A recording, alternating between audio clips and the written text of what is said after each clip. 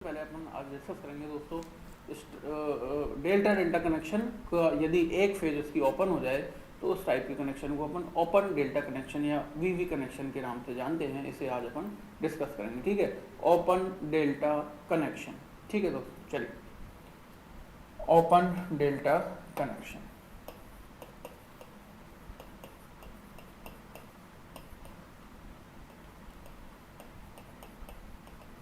या इसको अपन बोलते हैं वी वी कनेक्शन, ठीक है। तो सबसे पहले तो इस कनेक्शन का क्या मीनिंग है, क्यों अपन ये कनेक्शन पढ़ रहे हैं, तो ये बता दूं दोस्तों मैं कि डेल्टा डेल्टा ट्रांसफार्मर का कनेक्शन अपन ने पढ़ा था। थ्री फेज ट्रांसफार्मर का एक टाइप था आपका डेल्टा डेल्टा कनेक्शन, ठीक है। तो ये कनेक्शन हम इसलिए पढ़ रहे हैं कि कई बार क्या होता है कि आपके सपोज करो आप डेल्टा डेल्टा कनेक्शन की आपकी सपोज करो एक्सीडेंटली या कोई एक फेज आपकी क्या ओपन हो जाए, ठीक है। एक फेज आपकी बर्न हो जाए या ओपन हो जाए, तो क्या स्टिल ट्रांसफार्मर आपका वर्क करता रहेगा और थ्री फेज पावर को सप्लाई करता रहेगा? जी हाँ, बिल्कुल। आपका यदि एक फेज ओपन हो जाए या मैं कहूँ कि थ्री सिंगल फेज ट्रांसफार्मर की आपने एक बैंक काम में ले रखी है और एक ट्रांसफार्मर आपने मेंटेनेंस पर्पज के लिए बंद कर दिया, तो रिमेनिंग जो टू फेज हैं या टू ट्रांसफार्मर है सिंगल फेज वाले, वो आपके स्टिल वर्क करते रहेंगे, ठीक है। लेकिन क्या होगा, उसकी जो एफिशिएंसी है, केवी रेटिंग है, जो क्या हो जाएगी आपकी कुछ कम हो जाएगी, लेकिन आपका लोड इंटरप्ट नहीं होगा, लोड लगातार सप्लाई होता रहेगा। तो ये अपन इसमें डिस्कस करेंगे कि किस तरह ये वर्क करेगा ये कनेक्शन, ठीक है।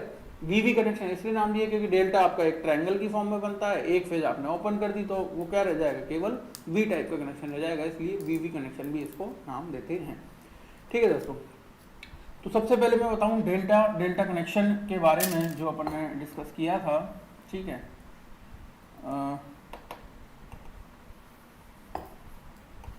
इस टाइप से है आपका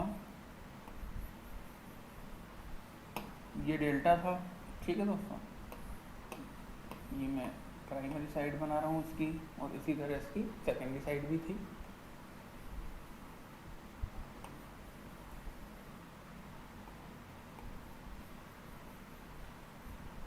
मैंने यहाँ पे एक स्विच लगा दिया है, ठीक है। यहाँ पे एक मैंने एक स्विच लगा दिया इसकी सेकेंडरी साइड में, एक स्विच मैंने एक फेज में यहाँ पे एक स्विच मैंने लगा दिया, ठीक है दोस्तों। ये सपोज करो ए डैश था, बी डैश है और ये सी डैश, ठीक है दोस्तों। ये ए है, ये बी है, ये सी है। तो डेल्टा कनेक्शन के अंदर मुझे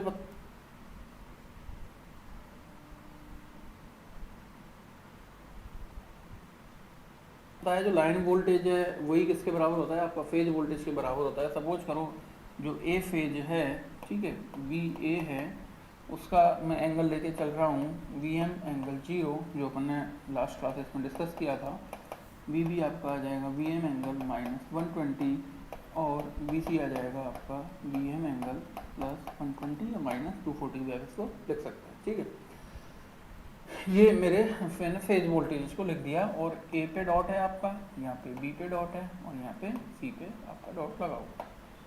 यहाँ भी मैं इसको मेंशन कर दूँ, ये है B M angle 0, B phase है बी एम एंगल -120 और ये है आपका B M angle +120।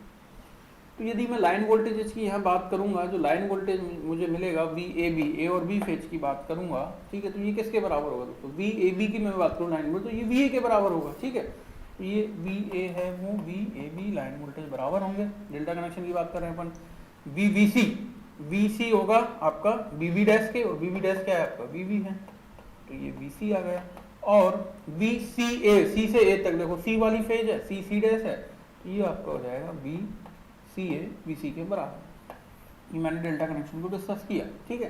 Closed delta की मैं बात कर रहा हूँ, ठीक है। क्लोज्ड डेल्टा के केस में ये मुझे यहाँ पे प्राप्त होगा, ठीक है। अब यदि मैं सेकेंडरी साइड की बात करूँ, इसको यदि मैं स्मॉल लेटर्स में रिप्रेजेंट करूँ, ठीक है। सपोज करो ये आपका हो गया ए डैश, ठीक है। आप कोई सा भी इसको ले सकते हो, मैं इसको ले रहा हूँ A dash, B dash, C dash, ठीक है। तो इस तरह मैंने ये लिया है A dash, B dash, C dash.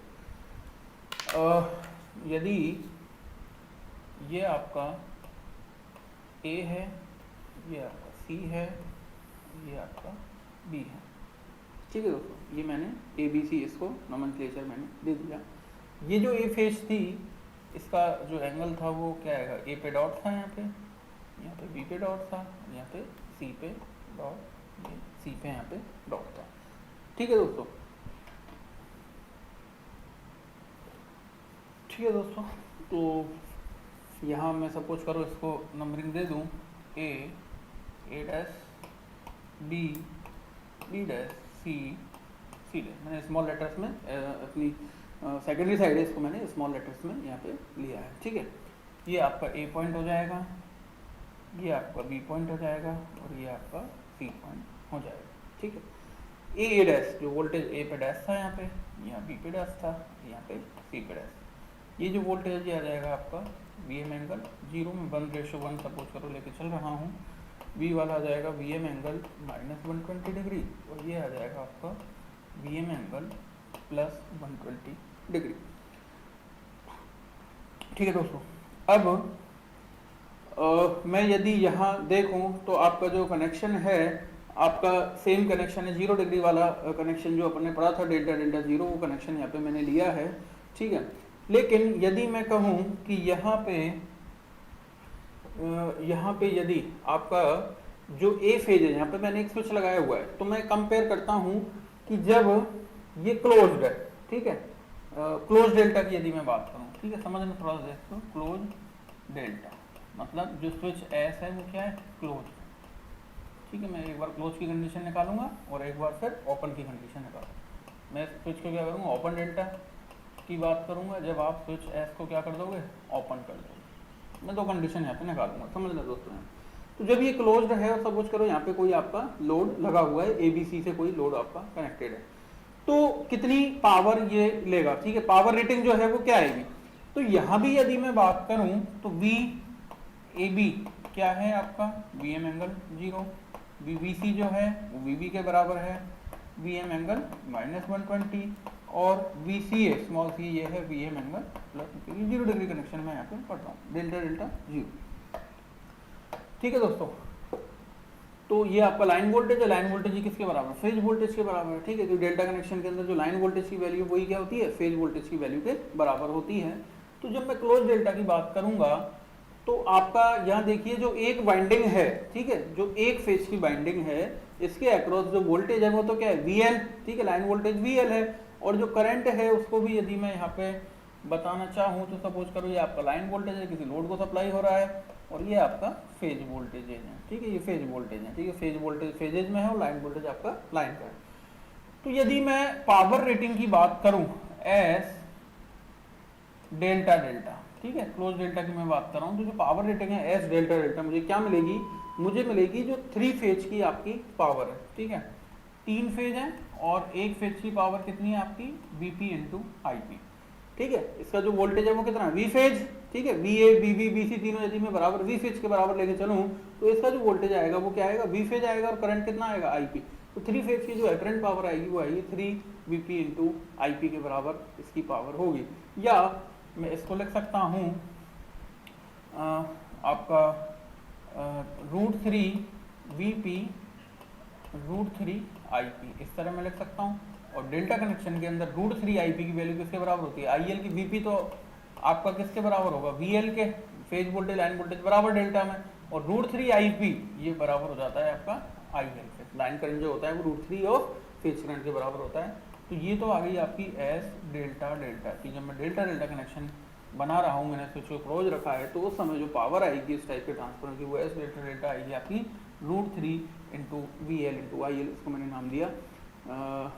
नाम दिया इक्वेशन नंबर 1। ठीक है दोस्तों, अब यदि मैं ओपन डेल्टा कनेक्शन की बात करता हूँ, यदि मैं स्विच को क्या कर देता हूँ, ओपन में कर देता हूँ, तो स्टिल आपका जो वोल्टेज है, जो लाइन वोल्टेज है, उसमें कोई चेंज नहीं होगा। जो आपका आप किसी एक फेज को यदि ओपन कर देते हो, किसी स्विच को आप डिस्कनेक्ट कर देते हो, तो स्टिल जो आपका जो लाइन वोल्टेज है वो आपके तीनों वही रहेंगे जो पहले थे। ठीक है, तो जैसे यहाँ मैं देखूँ, ठीक है, यदि मैं बात कर रहा हूँ एस ओपन डेल्टा की, ठीक है, समझ रहे हो, ओपन डेल्टा की कंडीशन में। ठीक है, तो ओपन डेल्टा की कंडीशन में आपने ये ए फेज जो थी, ये यहाँ से स्विच को क्या कर दिया, ओपन कर दिया, ये ओपन कर दिया, तो वीसी तो वोल्टेज वही रहेगा क्योंकि ये फेज थोड़ी ओपन हुई है। इसी तरह ये जो वोल्टेज है VAC, ये भी वोल्टेज क्या रहेगा, सेम।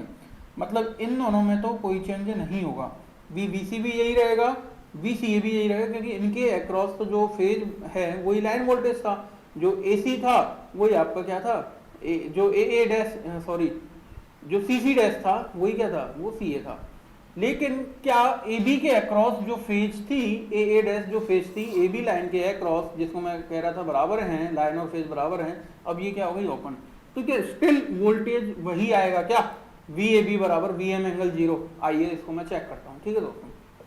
तो समझना, V स्मॉल AB में निकाल रहा हूँ, क्योंकि ये तो ओपन हो चुकी है, ये AA डैश जो फेज है ये तो ओपन हो चुकी है, तो मैं इस वाले रास्ते से देख रहा हूँ कि VAB की वैल्यू में निकालना चाह रहा हूँ। तो VAB क्या होगा आपका, C डैश, ये आएगा आपका आएगा B C dash C, sorry मैं इधर से चल रहा हूँ, A से B मुझे निकालना है, C डैश C और B डैश B, ठीक है, B डैश B, मैं B पॉइंट पे आ गया। तो VAB जो होगा वो मैंने इस रास्ते से निकाली है, ये तो क्या हो चुकी है आपकी, ओपन हो चुकी है, ठीक है।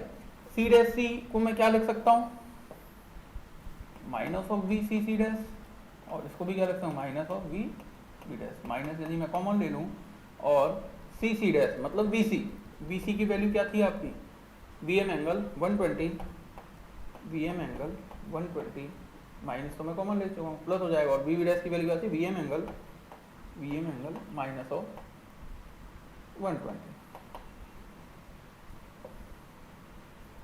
VM angle 120 plus VM angle minus of 120, इसको यदि मैं सॉल्व करूंगा तो ये आपको मिलेगा माइनस VM एंगल 180, और यदि मैं माइनस को अंदर लेके जाऊंगा तो ये बचेगा VM एंगल 0।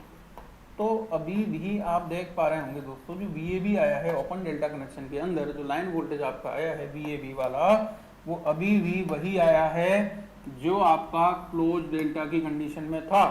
VAB जब आपका क्लोज डेल्टा बन रहा था, ये एस क्लोज था, तो VAB था VM एंगल 0, क्योंकि A फेज का जो वोल्टेज था वो AB के अक्रॉस अपीयर हो रहा था डायरेक्टली।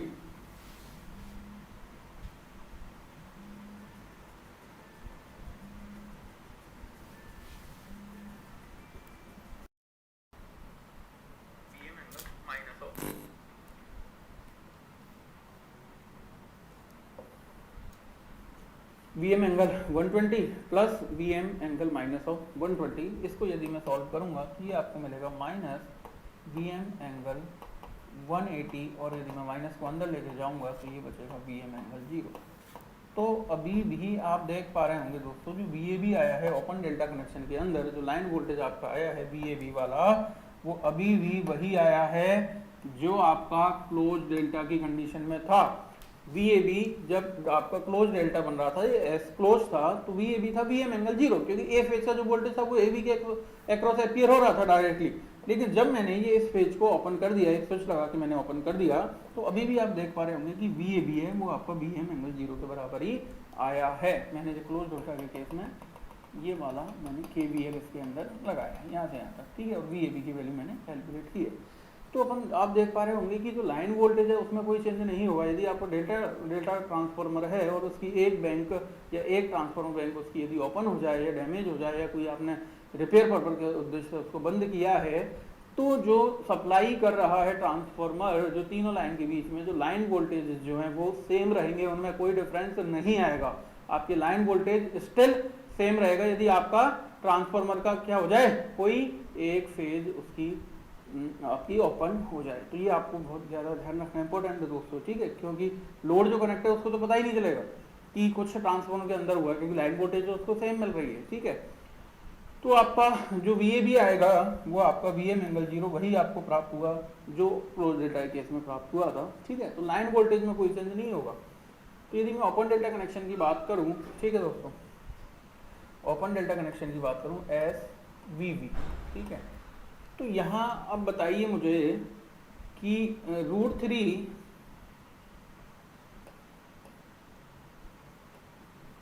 VL/IL, ठीक है, ये आपका क्या था, आपकी पावर थी, ठीक है, 3 फेज। यदि मैं बात करता हूँ अब आपका VL, तो क्या है आपका स्टिल अभी भी V फेज के बराबर ही है, ठीक है। VL क्या रहा, अभी भी V फेज के बराबर ही है।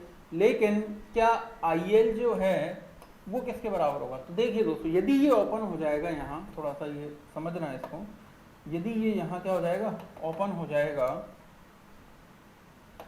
ठीक है, तो यदि ये ओपन हो जाएगा तो ये जो फेज करंट आ रहा है आपका, सपोज करो सी फेज वाला जो फेज करंट है, ये सीधा का सीधा किस में जाएगा, लाइन में जाएगा ही नहीं जाएगा, क्योंकि ये तो आगे ओपन है।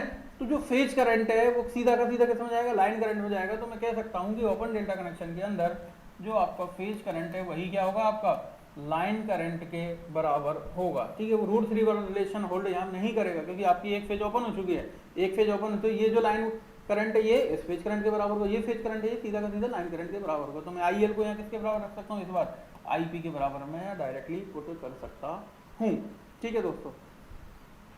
इस को भी आप एक इक्वेशन नाम दे दें, इसको मैं इक्वेशन 1 कह देता हूँ, इसको 2 इक्वेशन मैं कह रहा हूँ, और ये मेरे पास एस ओपन डेल्टा आ गई इक्वेशन नंबर 3, ठीक है दोस्तों। तो मैंने देखा कि लाइन वोल्टेज में तो कोई चेंज नहीं हो रहा है, लाइन वोल्टेज तो सेम था, करंट आपका जो है आईपी जो है वो किसके बराबर हो गया, आईएल करंट के बराबर आपका हो गया। तो यदि मैं देखना चाहूँ इक्वेशन 1 और 3 को कंपेयर करना चाहूँ, तो यदि मैं इनका रेशो निकालूं, ठीक है दोस्तों, यदि मैं इनका रेशो निकालूं S open delta upon S delta delta power rating को यदि मैं कंपेयर करूं, तो मेरे पास क्या मिलेगा, ये तो आया √3 VPIP और ये था 3 VPIP, ये आपको प्राप्त होगा 1/√3, ठीक है। और 1/√3 को आप सॉल्व करोगे यदि, ये आपको मिलेगा 0.57, ठीक है, 0.577। तो यहाँ से मैं कह सकता हूँ कि जो ओपन डेल्टा कनेक्शन में जो आपकी पावर रेटिंग जो आएगी ट्रांसफार्मर की, वो कितनी होगी, इसको प्रतिशत में लिखो तो 57.7% ऑफ एस डेल्टा। बहुत ही ज़्यादा इम्पोर्टेंट रिजल्ट है दोस्तों इसका, ये आपको ध्यान रखना है, डायरेक्ट ऑब्जेक्टिव क्वेश्चन इस पर आपका पूछा जाता है। तो मैं इसको एक बार फिर से रिवाइज कराना चाहूँ तो मैं बता दूँ दोस्तों, अपन ने सबसे पहले एक डेल्टा डेल्टा ट्रांसफार्मर यहाँ पे लिया था, ठीक है, एक डेल्टा डेल्टा ट्रांसफार्मर लिया था, DD0 वाला कनेक्शन मैंने यहाँ पे लिया था, और मैंने देखा था कि जो फेज वोल्टेज है वही यहाँ क्या है, लाइन वोल्टेज के बराबर है, ठीक है। सेम चीज़ है वही आपकी सेकेंडरी साइड होगी। तो जब आपने क्लोज डेल्टा लिया था तो जो आपने जो लाइन वोल्टेज लिखे हैं वही आपके क्या थे, फेज वोल्टेज थे। लेकिन और मैंने जब क्लोज डेल्टा वाला जो था, ठीक है, इसके अंदर पावर जो था 3 फेज पावर, मुझे पता है लाइन करंट और लाइन वोल्टेज के रेस्पेक्ट में लिख रहा हूँ तो √3 VL/IL होता है, और फेज करंट फेज करंट और फेज वोल्टेज के फॉर्म में लिख रहा हूँ तो 3 VPIP के बराबर होता है, क्योंकि 3 फेज है, एक फेज की जो पावर है वो VPIP होती है, 3 फेज की जो पावर है वो 3 VPIP के बराबर हो जाएगी। अब मैंने ओपन डेल्टा कनेक्शन के बारे में यहाँ डिस्कस किया कि यदि मैं ए फेज जो थी इसको 1 स्विच लगा के मैं क्या कर देता हूँ, ओपन कर देता हूँ, तो केवल 2 फेज रह गई आपकी, एक तो सी फेज रह गई और एक बी फेज रह गई। तो मैंने सबसे पहले तो चेक किया कि क्या अभी भी VAB के अक्रॉस वोल्टेज VM∠0 आ रहा है या नहीं। तो मैंने यहाँ पे KVL लगाया इस वाले लूप में, और मैंने ये KVL लगा के इस रिलेशन से मैंने चेक किया, तो मैंने देखा कि अभी जो वोल्टेज था VAB वो VM∠0 के बराबर ही आया है। तो इससे ये चीज़ क्लियर हुई कि जो लाइन वोल्टेज सप्लाई कर रहा है ट्रांसफार्मर वो अभी भी सेम सप्लाई करेगा जब उसकी एक फेज ओपन हो चुकी है, लाइन वोल्टेज में कोई चेंज नहीं होगा। तो मैंने इसकी पावर रेटिंग निकाली, जो ओपन डेल्टा कनेक्शन की जो पावर रेटिंग आएगी √3 VL/IL, √3 VL VP के बराबर हो गया, IL भी यहाँ पे IP के बराबर हो गया, क्योंकि एक फेज जब आपकी ओपन हो जाएगी तो ये जो करंट है फेज वाला करंट यही सीधा सीधा किसमें जाएगा, लाइन में जाएगा, क्योंकि ये तो क्या हो चुकी है, ओपन हो चुकी है। तो मैंने यहाँ से देखा इक्वेशन नंबर 3 आई, इन दोनों का रेशो मैंने निकाला। तो ओपन डेल्टा कनेक्शन में जो पावर रेटिंग है और डेल्टा डेल्टा कनेक्शन में जो पावर रेटिंग है उसका रेशो 1/√3 के बराबर आया, और इसको जो मैंने सॉल्व किया तो 0.577 मेरे पास वैल्यू आई। इसका मतलब हुआ कि जो ओपन डेल्टा कनेक्शन में ट्रांसफार्मर की जो पावर रेटिंग है वो डेल्टा डेल्टा कनेक्शन में पावर रेटिंग का कितना रह जाएगी, 57.7% पावर रेटिंग इसकी रह जाएगी। मतलब आपका ओपन डेल्टा कनेक्शन में ट्रांसफार्मर वर्क करेगा, ऐसा नहीं है कि आपकी एक फेज ओपन हो गई तो ट्रांसफार्मर पूरा ही बंद हो गया, लोड को सप्लाई करना बंद कर दिया, ऐसा नहीं होगा। आपका ट्रांसफार्मर रिड्यूस्ड KVA रेटिंग से सप्लाई करेगा, लोड को सप्लाई करेगा, लेकिन उसकी जो KVA रेटिंग है, खुद की जो KVA रेटिंग है वो क्या हो जाएगी, उसकी कम हो जाएगी, 57.7% आपकी KVA रेटिंग रह जाएगी।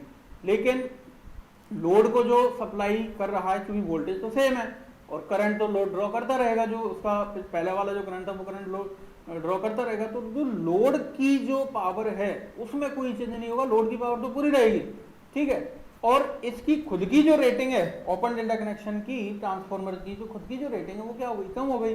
तो लोड को सप्लाई पूरी देनी है जितनी पहले दे रहा था डेल्टा डेल्टा के केस में, और खुद की रेटिंग अब कम रह गई, तो क्या होगा, ट्रांसफॉर्मर आपका ओवरलोड हो जाएगा। इस कंडीशन में जो आपका ट्रांसफॉर्मर वो क्या हो जाएगा, ओवरलोड आपका ट्रांसफॉर्मर हो जाएगा, क्योंकि उसकी खुद की रेटिंग तो रिड्यूस हो गई और पावर जो सप्लाई कर रहा है वो पहले के बराबर ही कर रहा है, तो क्या होगा, ट्रांसफॉर्मर ओवरलोड हो जाएगा। ठीक है, तो इस चीज का मुझे यहाँ पे ध्यान रखना पड़ेगा। लेकिन ट्रांसफॉर्मर ऐसा नहीं है कि आपका बंद हो जाएगा, ट्रांसफॉर्मर सप्लाई करता रहेगा, लेकिन रिड्यूस्ड केवीए रेटिंग उसकी रह जाएगी 57%, उसकी डेल्टा डेल्टा ट्रांसफॉर्मर कंपैरिजन में उसकी पावर रेटिंग यहाँ पे रिड्यूस हो जाएगी। ठीक है दोस्तों, तो ये आपसे पूछा जाता है डायरेक्ट इसका क्वेश्चन कि कितनी पावर उसकी रह जाएगी ओपन डेल्टा कनेक्शन की। ठीक है, दूसरा एक इसके अंदर यूटिलाइजेशन फैक्टर भी पूछा जाता है, यूटिलाइजेशन फैक्टर। ठीक है, ये क्या होता है, देखिए यूटिलाइजेशन फैक्टर क्या है।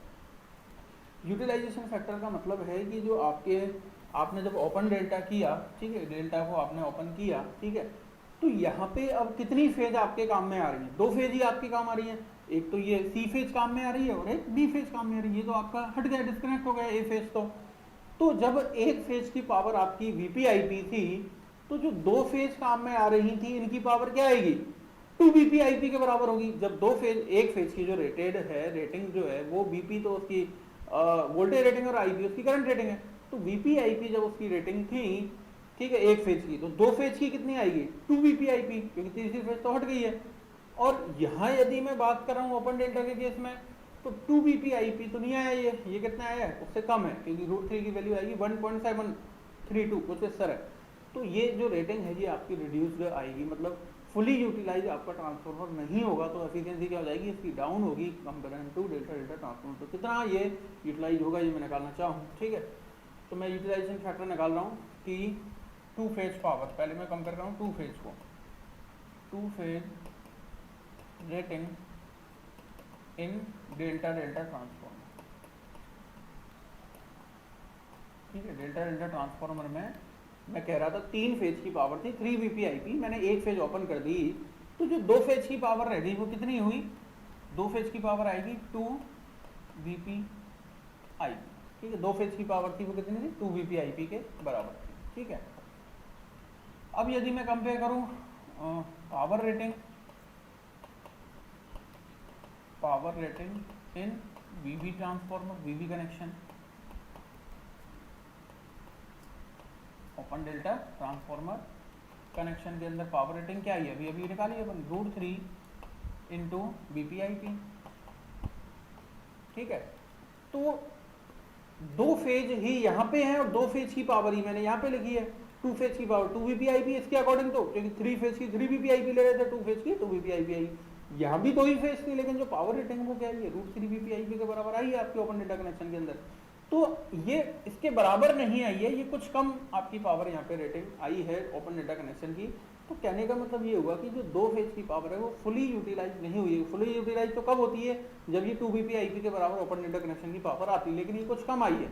तो कितनी ये यूटिलाइज हुई है, तो इसका यदि मैं रेशो निकालना चाहूँ, यूटिलाइजेशन फैक्टर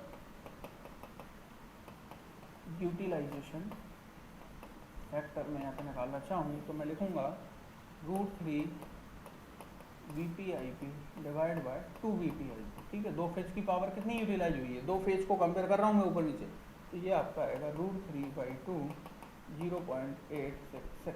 ठीक है, तो 86.6% प्रतिशत की फॉर्म में लिखूँ, ये आपका आएगा यूटिलाइजेशन फैक्टर। तो 100% यूटिलाइज आपकी नहीं हुई, आपकी जो 2 फेज की पावर को यदि मैं कंपेयर करूँ ओपन डेल्टा ट्रांसफॉर्मर की पावर रेटिंग से, तो वो 86% ही यूटिलाइज होंगी, 100% वो यूटिलाइज नहीं होंगी। तो ये यूटिलाइजेशन फैक्टर भी आपसे कई बार पूछ लिया जाता है, 86.6% आपका यूटिलाइजेशन फैक्टर रहेगा ओपन डेल्टा ट्रांसफॉर्मर के अंदर। ठीक है दोस्तों, समझ आया। ठीक है, तो ये एक तो यूटिलाइजेशन फैक्टर हुआ आपका 86.6%, और दूसरा आपका हुआ कि जो इनका पावर का कितना ओपन डेल्टा ट्रांसफॉर्मर की कितने प्रतिशत आपकी इसकी पावर रेटिंग है, 57.7% इसकी पावर रेटिंग आपको प्राप्त होगी। ठीक है दोस्तों, तो ये कनेक्शन अपन देखो जनरली पहली चीज तो वहाँ काम में लेंगे, बहुत रेयर काम में लिया जाता है ये ओपन डेल्टा कनेक्शन, और जनरली वहाँ काम में लिया जाता है जहाँ मुझे थोड़ा सा कोस्टिंग का मुझे कुछ ज़्यादा जहाँ देखना पड़ता है। ठीक है, सपोज करो मैं ऐसी जगह पे काम कर रहा हूँ, ठीक है, जहाँ पे आपकी ट्रांसफॉर्मर लगा हुआ है और 3 आपकी बैंक लगी हुई हैं अलग अलग। ठीक है, मुझे एक ट्रांसफॉर्मर बैंक को, ठीक है, 3 अलग अलग फेजेस की बैंक लगी हुई है, तो एक फेज की बैंक को मुझे रिपेयर करना है या कुछ उसके अंदर मेंटेनेंस करना है, तो मैं क्या करूँगा, एक फेज की बैंक को मैं ओपन कर दूंगा। तो जो 2 फेज जो है वो स्टिल आपकी लोड को सप्लाई करती रहेंगी। ठीक है, लोड स्टिल आपका सप्लाई से कनेक्टेड रहेगा, बिल्कुल कम्प्लीटली आपका लोड जीरो नहीं होगा। तो ट्रांसफॉर्मर स्टिल सप्लाई करेगा, लेकिन उसकी जो रेटिंग है वो रिड्यूस हो जाएगी, 57% रेटिंग से वो काम करेगा। लाइन वोल्टेज में कोई चेंज नहीं होगा, लाइन वोल्टेज आपके सेम रहेगी। तो वहाँ मैं इसको काम में लेता हूँ। जहाँ प्रॉब्लम रिलेटेड टू ट्रांसपोर्टेशन की कोई समस्या आ जाए तो वहाँ क्या है, फिर 2 फेज की जगह मतलब 3 फेज को, एक फेज में भी प्रॉब्लम आ गई तो 2 फेज से स्टिल मैं सप्लाई को कनेक्टेड रखूँगा। ठीक है दोस्तों, तो उन जगहों पे मैं इसको काम में लेता हूँ। माइंस एप्लीकेशंस में भी जैसे अपन ओपन डेल्टा कनेक्शन को काम में लेते हैं, माइंस एप्लीकेशंस में भी ये काम में लिया जाता है ओपन डेल्टा कनेक्शन। ठीक है दोस्तों, चलिए आगे बढ़ते हैं। ठीक है दोस्तों, ये था आपका ओपन डेल्टा कनेक्शन जो अपन ने डिस्कस किया था। नेक्स्ट मैं अगले कनेक्शन की बात करूंगा, स्कॉट कनेक्शन। ठीक है, स्कॉट कनेक्शन की मैं नेक्स्ट बात करूंगा, स्कॉट कनेक्शन।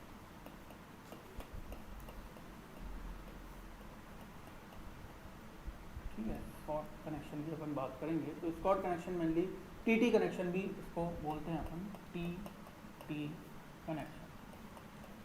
ठीक है दोस्तों, तो यह जो कनेक्शन है ये 3 फेज टू 2 फेज कन्वर्जन के लिए अपन काम में लेते हैं। 3 phase to 2 phase conversion, 3 phase to 2 phase conversion के अंदर अपन इस टाइप का कनेक्शन ये काम में लेते हैं, स्कॉट कनेक्शन। मैं 3 फेज यदि इनपुट हो तो उससे 2 फेज आउटपुट में किस तरह प्राप्त कर सकता हूँ। 2 फेज सिस्टम के लिए मैं कनेक्शन काम में लूँगा। और 2 फेज सिस्टम क्या होता है दोस्तों, 2 फेज सिस्टम मैं बता दूँ, 2 फेज जो सिस्टम है इसके अंदर जो वोल्टेज की वैल्यू है वो तो क्या रहती है, इक्वल।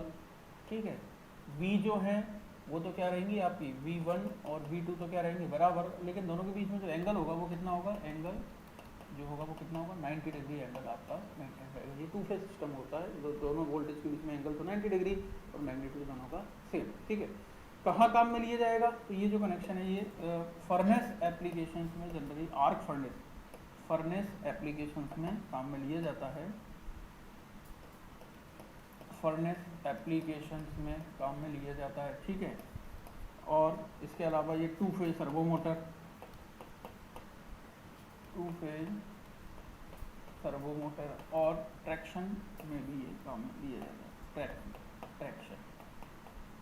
ठीक है, तो ये इसके एप्लीकेशन है। कहाँ मैं इसको 3 फेज से 2 फेज कन्वर्ट की मुझे आवश्यकता पड़ेगी, फर्नेस एप्लीकेशन में काम में लूँगा। 2 फेज सर्वो मोटर के अंदर ये काम में लिया जाता है। और ट्रैक्शन में भी जहाँ 2 वे ट्रैक होता है वहाँ पे मैं इस टाइप का कनेक्शन ये काम में लेता हूँ, स्कॉट कनेक्शन में काम में लेता हूँ। तो आइए समझते हैं क्या होता है स्कॉट कनेक्शन और कैसे ये काम में लिया जाता है। ठीक है, तो 3 phase to 2 phase conversion Scott connection देखिए। इसके अंदर क्या होता है, आपके 2 ट्रांसफॉर्मर होते हैं, एक तो होता है मेन ट्रांसफॉर्मर और एक होता है टीजर ट्रांसफॉर्मर। ठीक है, मेन ट्रांसफॉर्मर और टीजर ट्रांसफॉर्मर। ठीक है, सपोज करो ये आपका एक मेन ट्रांसफॉर्मर है, ये आपका मेन ट्रांसफॉर्मर है। ठीक है, और जो टीजर ट्रांसफॉर्मर है वो मैं एक अलग पेन से इसको ड्रॉ कर दूँ, ये यहाँ इस तरह कनेक्टेड करता है। ये आपका टीजर ट्रांसफॉर्मर। ठीक है, मेन ट्रांसफॉर्मर है, ये main transformer,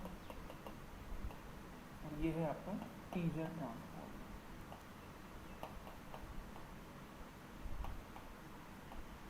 main transformer and teaser transformer, 2 आपके ट्रांसफॉर्मर यहाँ पे हैं। ठीक है दोस्तों, ये आपका 3 फेज सिस्टम हो गया। इधर क्या है, ये आपका 3 फेज सिस्टम आपका हो गया। सपोज करो इसको ए फेज नाम दूँ मैं, इसको बी फेज नाम दूँ, तो ये हो गया आपकी सी फेज। ठीक है, ये 3 फेज सिस्टम हो गया, 3 फेज सिस्टम, 3 आपकी फेज हो गई। और जो लाइन वोल्टेज है बीच में, इन दोनों के बीच में VL इनके लाइन वोल्टेज है इसमें। ठीक है, ए और सी की बात करूँ तो ये भी लाइन वोल्टेज क्या है आपका VL इनके लाइन, और साथ में कुछ एंगल भी इनसे चल रहा है। ठीक है, मैं एंगल भी यदि मेंशन करूं तो वी ए बी का यदि एंगल मैं ले लूँ 0 डिग्री, ठीक है, तो बी बी सी का एंगल आ जाएगा -120 डिग्री और इसका बी सी का एंगल आ जाएगा +120 डिग्री, ठीक है दोस्तों। नंबर ऑफ टर्न्स की यदि मैं बात करूं तो इसके जो टर्न है वो मैंने लिए N1 N2 और टीजर ट्रांसफॉर्मर के लिए N3 और N4 मैंने नंबर ऑफ टर्न्स लिए। N1 N2 upon N1 ratio किसका हो गया आपका मेन ट्रांसफॉर्मर का, और जो टीजर ट्रांसफॉर्मर इसका N3 N4 मैंने टर्न रेशो लिया है। ये आपके, ठीक है, ये टू फेज सिस्टम हो गया, ठीक है, ये इधर क्या हो गया आपका टू फेज सिस्टम आपका हो गया, ठीक है। एक वोल्टेज तो मुझे यहाँ प्राप्त होगा, ठीक है, V1 और V2 और इसको मैं नाम दे दूँ V2 है, ये दो वोल्टेज मुझे यहाँ पे प्राप्त होंगे। वोल्टेज का मैग्नीट्यूड क्या रहेगा, सेम रहेगा। टू फेज सिस्टम की जब बात करूँगा तो वोल्टेज का मैग्नीट्यूड आपका सेम रहेगा, ठीक है। तो यहाँ से मैं थोड़ा सा इसको रीड्रॉ करूँ दोस्तों इस डायग्राम को, ताकि मैं इसको अच्छे से समझ पाऊँ। इसको मैं रीड्रॉ इस डायग्राम को करूँ, ठीक है, समझने के लिए। तो मैं इसको कुछ इस तरह बना रहा हूँ। पहले जो ए बी जो फेज थी मेन ट्रांसफॉर्मर की, उसको मैं यहाँ बना रहा हूँ ए बी, ठीक है, ये ए पॉइंट था, ये आपका बी पॉइंट था, ये ए बी मैंने बना दिया। और इसकी जो सेकेंडरी साइड थी वो मैंने यहाँ पे बना दी। सेकेंडरी साइड मेन ट्रांसफॉर्मर है ए बी वाला, ठीक है, ए बी टर्मिनल के अक्रॉस मेन ट्रांसफॉर्मर थी जो सेकेंड साइड, इसके टर्न N1 थे, इसके टर्न N2 थे, ठीक है दोस्तों, इसके टर्न आपके N2 थे। अब जो टीजर ट्रांसफॉर्मर है सी पॉइंट जो है, ठीक है, ये आपका सी पॉइंट है, ये जो है आपका ये टीजर ट्रांसफॉर्मर है और ये टीजर ट्रांसफॉर्मर की सेकेंड साइड है, ठीक है। तो ये जो टर्न थे तो आपके N1 हो गए, सॉरी N3, और ये जो टर्न है ये टर्न हो गए N4 आपके टर्न हो गए। तो N3 और N4 टर्न मैंने बना दिए। N3 वाला जो पॉइंट है ये आपके यहाँ पे कहीं कनेक्टेड, ए बी के बीच में कहीं कनेक्टेड, ठीक है। अब ये इस तरह कनेक्टेड रहता है कि ये जो पूरा जो ए बी था, बी ए बी कितना था, बी एल एंगल 0, ठीक है दोस्तों। बी ए बी जो था वो कितना था, बी ए एंगल 0 था, बी ए बी, तो ये आपका आधा आधा हो गया, ठीक है। ये थोड़ा सा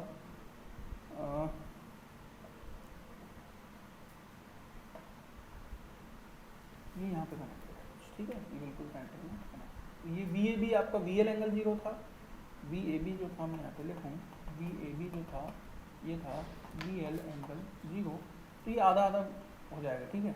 ये आपका हो जाएगा बी एल बाई 2 एंगल 0 और ये भी हो जाएगा आपका बी एल बाई 2 एंगल 0, ठीक है। ये आधा आधा आपका हो गया, B L angle 0, B L angle 0। ये जो था वी सी ए, ये भी कितना है आपका वी एल एंगल कितना है 120 डिग्री, वी सी ए, ठीक है, वी सी ए का है बी एल एंगल 120 डिग्री है, ठीक है, ये आपका 120 degree.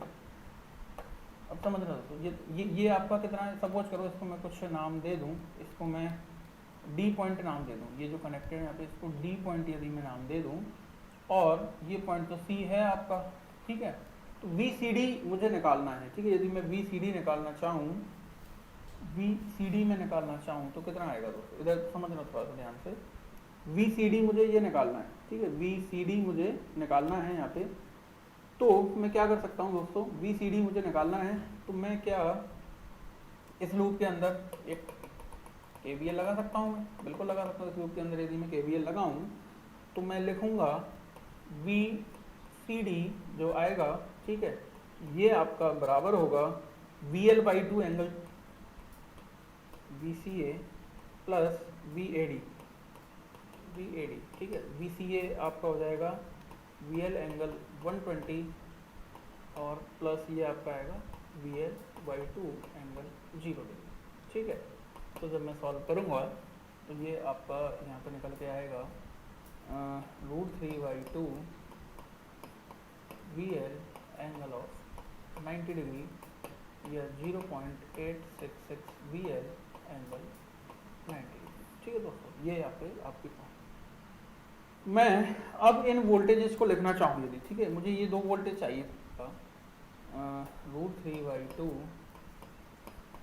V L angle of 90 degree या 0.866 वी एल एंगल 90 डिग्री, ठीक है दोस्तों। ये आपकी मैं अब इन वोल्टेजेस को लिखना चाहूँ यदि, ठीक है, मुझे ये दो वोल्टेज चाहिए थे दोस्तों, एक तो ये और एक ये, जो सिंगल फेज के जो दो आउटपुट वोल्टेज मुझे चाहिए टू फेज सिस्टम के, इनको मैं कुछ अलग अलग नाम देता हूँ। इसको मैं नाम देता हूँ V2 डैश, उसको नाम दे देता हूँ V2, समझना थोड़ा सा ध्यान से दोस्तों, V2। तो सबसे पहले मैं यहाँ इस वाले ट्रांसफॉर्मर की बात करूँ, ये कौन सा था आपका मेन ट्रांसफॉर्मर था, और ये कौन सा था आपका टीजर ट्रांसफॉर्मर, ये था आपका टीजर ट्रांसफॉर्मर। ठीक है दोस्तों, मैं इस ट्रांसफॉर्मर मेन ट्रांसफॉर्मर के लिए क्या लिख सकता हूँ कि V2 अपॉन मेन ट्रांसफॉर्मर के लिख रहा हूँ V2 upon VL, V2 upon VL, ठीक है, साइड का AB VAB क्या है VL के बराबर है, V2 upon VL is equals to N2 upon N1, N2 upon N1। तो यहाँ से आपके पास क्या रिजल्ट आ जाएगा, जो V2 की जो वैल्यू आएगी ये आएगी आपकी N2 upon N1 into VL। इसको मैं नाम दे रहा हूँ इक्वेशन नंबर 1, अभी मैंने कहीं भी नहीं दिया, ठीक है, इसको 1 दे दो, ये हो जाएगी आपकी इक्वेशन नंबर 3। ठीक है, ये तो मैंने मेन ट्रांसफॉर्मर के लिए लिख लिया, मेन ट्रांसफॉर्मर के लिए तो मैंने ये लिख लिया। ठीक है, V2 अपॉन VL, ये VAB जो था इसकी प्राइमरी साइड की, इसका वोल्टेज क्या था टोटल VL था, V2 upon VL is equal to this turn upon this turn N2 upon N1, यहाँ से एक रिलेशन मैंने निकाली।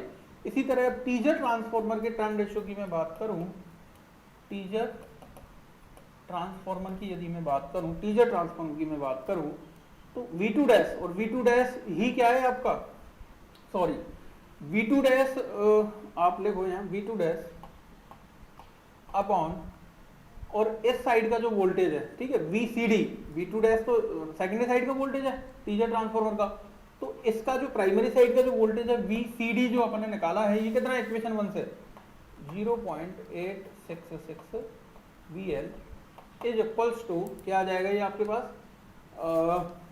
N4 upon N3, N4 upon N3। इसको जब मैं सॉल्व करूँ तो ये V2 डैश की जो वैल्यू आपको प्राप्त होगी, ठीक है, ये कितना मिलेगा आपको N4 upon N3 into 0.866 into VL। ठीक है, इसको मैं नाम दे रहा हूँ इक्वेशन नंबर 3। तो ये रिलेशन यहाँ पे मुझे प्राप्त हुए। ठीक है दोस्तों, ये रिलेशन यहाँ पे मुझे मिला, V2 is equal to N2 upon N1 into VL, और V2 डैश जो मिला N4 upon N3 into 0.866 into VL। अब फॉर टू फेज सिस्टम मैं बात कर रहा हूँ, टू फेज सिस्टम की, टू फेज सिस्टम, तो ये जो दोनों टू फेज सिस्टम के जो आउटपुट वोल्टेज मेरे पास आए, ये दोनों क्या होने चाहिए, बराबर होने चाहिए, V2 डैश और V2 ये क्या होने चाहिए, बराबर।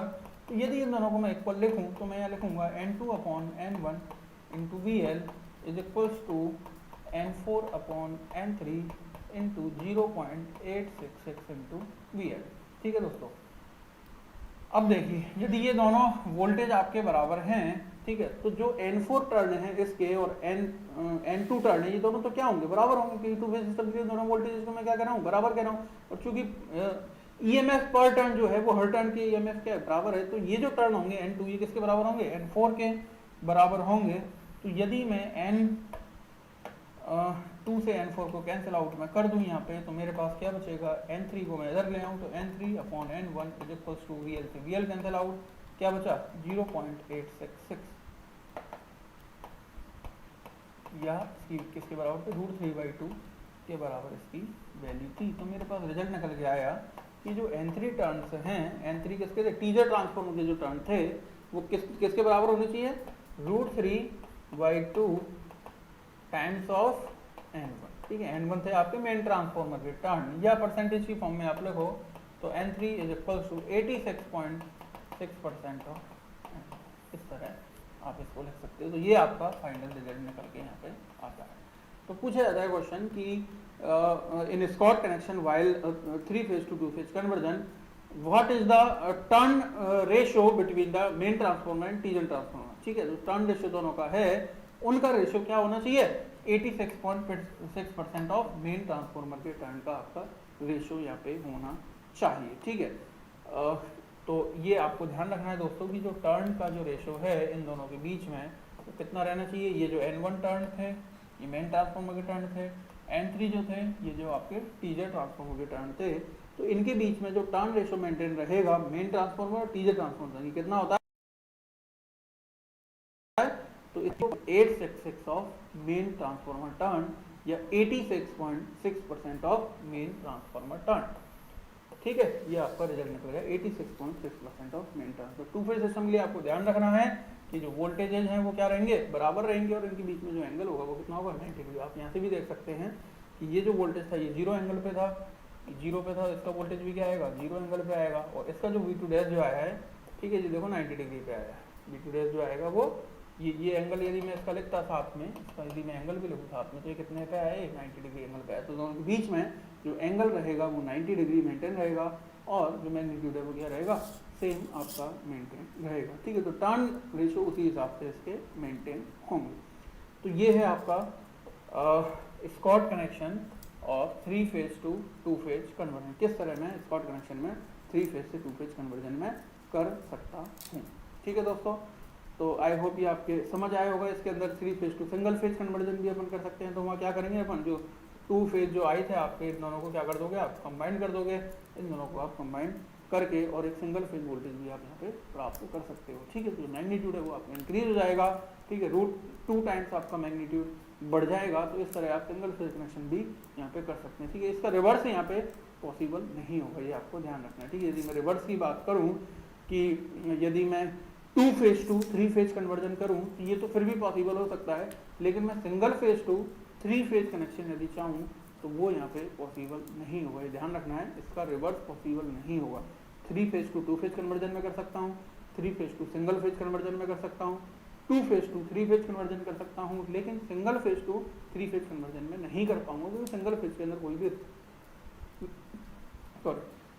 अंदर कोई भी रिलेटिव फेज डिफरेंस आपका नहीं होता है। सिंगल फेज के अंदर कोई रिलेटिव फेज डिफरेंस आपको नहीं मिलता है। ठीक है, एप्लीकेशन अपन ने इसकी डिस्कस कर ही ली थी, कहाँ पे ये काम में लिया जाएगा।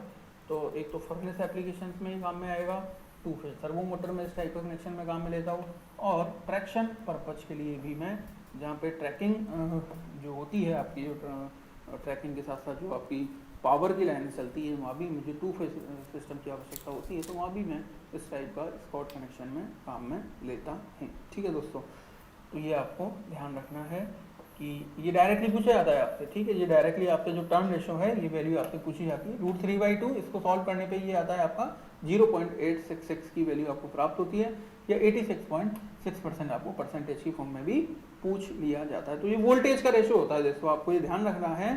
ये किसका रेशो होता है, ये वोल्टेज का, या आप टर्न का भी कह सकते हैं, क्योंकि टर्न किसके प्रोपोर्शनल होंगे, आपके वोल्टेज के प्रोपोर्शनल होंगे। तो जो वोल्टेज का जो रेशो होता है वो कितना मिलता है आपको, √3/2 के बराबर आपको प्राप्त होता है। या टर्न की बात करें, क्योंकि turn directly proportional to the voltage, तो वोल्टेज का रेशो आप कह सकते हो, या टर्न का रेशो इसको आप कह सकते हो। ठीक है दोस्तों, आज के लिए इतना ही। Thank you.